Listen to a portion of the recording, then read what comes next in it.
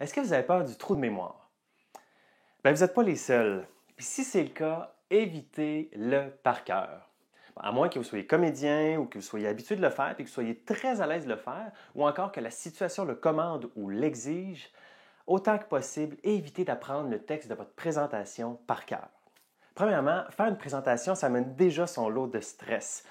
Sachez-le, la majorité des présentateurs, peu importe leur degré de préparation et leurs années d'expérience, éprouvent un certain stress avant de prendre la parole en public ou dans un contexte qui est le moindrement important pour eux. Donc, l'apprendre par cœur, ça nous amène une pression de plus qui est tout à fait inutile. Pour la majorité du monde, là, il suffit juste d'oublier un seul mot et c'est le blackout total, tout disparaît. Donc, pourquoi se mettre en danger de cette façon-là? D'ailleurs, j'en sais quelque chose moi-même pour l'avoir déjà vécu à quelques reprises. Donc, je sais ce que c'est. Je sais qu'est-ce que ça représente que d'avoir un trou de mémoire. Moi, je suis quelqu'un qui a fait du théâtre dans sa vie, qui fait du théâtre dans sa vie. Et ça m'est arrivé 2 bonnes fois au théâtre d'avoir un bon plan de mémoire, là, assez impressionnant, merci. D'ailleurs, la première fois, il n'y a plus rien qui sortait de ma bouche. Mon personnage était énervé. Il est arrivé sur scène, puis il n'y a comme rien qui sortait. J'ai été très chanceux parce que j'avais une partenaire en or, une partenaire qui m'a... Son personnage posait des questions à mon personnage pour essayer de le ramener dans la situation. Ah oui, mais qu'est-ce qui se passe, mon fils? Comment ça se fait que tu es dans cet état-là et tout ça? Fait que là, ça l'a amené à ce que tranquillement les idées reviennent. Puis là, j'ai repris le dessus. Puis là, on a pu continuer un peu comme si rien n'était. Mais bref, ça a été assez impressionnant, merci. Là, je l'ai sur vidéo, fait que j'en ris encore aujourd'hui. Mais il y a une autre fois où, malheureusement, je n'avais pas de partenaire, c'était un monologue. Je faisais un monologue et mon personnage, lui, était dans une grande réflexion.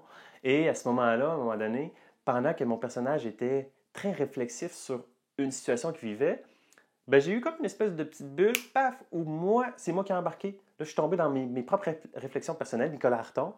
Puis, là, j'ai fait, oh, hey, qu'est-ce que c'est ça? Je suis revenu à mon personnage, mais là, je ne savais plus du tout où il était rendu.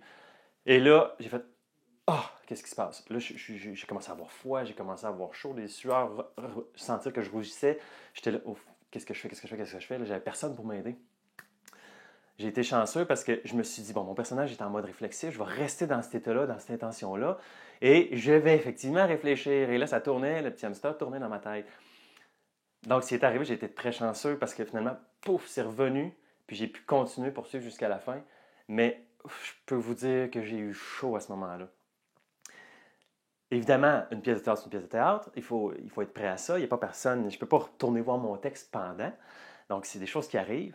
Ça fait partie d'ailleurs du trip, ça fait partie du défi du comédien. Puis ça, je veux dire, ça n'enlève rien à ça. Au contraire, c'est ce qui en fait la beauté.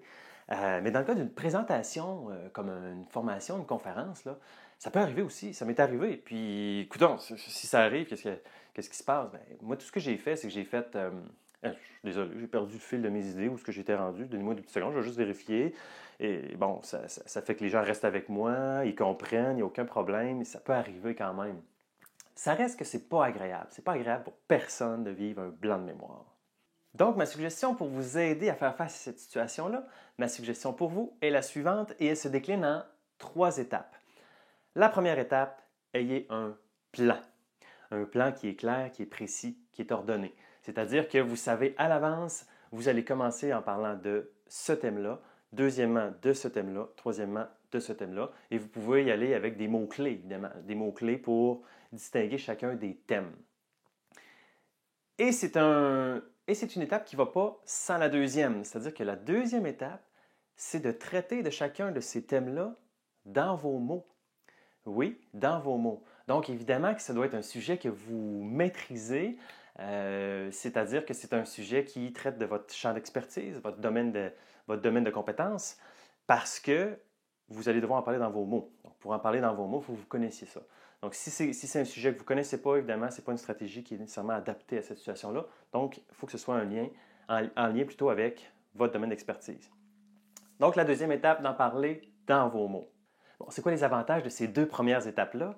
Bien, premièrement, vous êtes beaucoup moins à risque d'avoir un trou de mémoire parce que vous traitez d'un sujet que vous maîtrisez, que vous connaissez, et le plan est clair dans votre tête.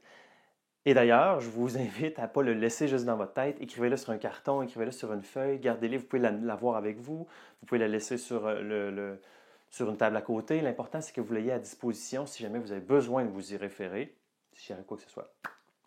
Et deuxièmement, ben, c'est sûr que vous allez être beaucoup plus naturel en traitant de votre sujet dans vos mots. Parce que c'est souvent ce qui fait que ça fait moins naturel, premièrement quand les gens l'apprennent par cœur, mais quand tu l'apprends par cœur, c'est qu'il faut que tu l'écrives avant. Mais quand tu l'écris, souvent on écrit plus littéraire, si je peux me permettre, parce qu'on écrit comme on écrit, alors que le parler n'est pas du tout comme l'écrit. Donc, quand on l'apprend en l'ayant écrit de cette façon-là, souvent les mots ne sont pas naturels pour nous, ils ne sont pas fluides. C'est ce qui fait que ça ne fait pas naturel, ça fait un peu robotique. Donc, le fait de le traiter, le sujet, en le disant dans vos propres mots à vous, même si d'une fois à l'autre, ce n'est pas pareil, il n'y a pas de problème. Ça fait que c'est beaucoup plus naturel et que vous avez beaucoup plus d'aisance à le livrer. Maintenant, la troisième étape pour éviter les trous de mémoire, c'est de répéter. Oui, de répéter, de pratiquer votre message plusieurs fois. Évidemment, en suivant le plan que vous avez établi et en le répétant dans vos mots, comme l'étape 1 et 2. Donc, plus vous allez le répéter dans vos mots, plus ces mots-là vont s'intégrer en dedans de votre corps. Puis quand vous allez le livrer réellement, le jour venu, croyez-moi, ça va sortir tout naturellement. Vous allez vous sentir vraiment bien. Puis après, vous allez dire, Caroline, il me semble que c'était plus facile que j'aurais pensé que ça aurait été. Donc, ça vous met en confiance, ça vous met dans des bonnes dispositions pour livrer votre message, puis évidemment, minimiser les risques de trous de mémoire, c'est ce qu'on veut. Bref, si vous voulez éviter les trous de mémoire, faites-vous un plan, présentez-le dans vos mots et pratiquez-vous. Maintenant, qu'est-ce que vous attendez? À vos plans, prêts, partez!